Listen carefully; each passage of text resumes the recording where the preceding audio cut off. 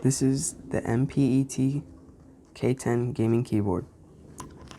It's a membrane keyboard, so it doesn't have any key switches. There's no switches under the keys. There's 4 modes of its LED.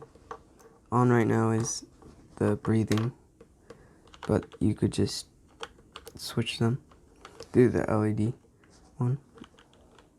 I like it breathing. It's because it's a membrane keyboard, it's kind of silent.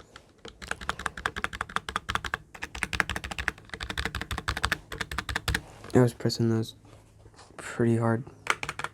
It's not that loud. So yeah, I've had this for about a month.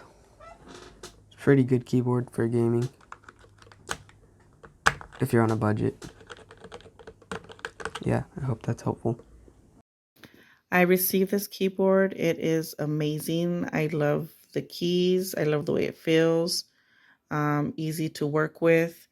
However, about 2 weeks ago, it started with an odor like burnt plastic coming from it.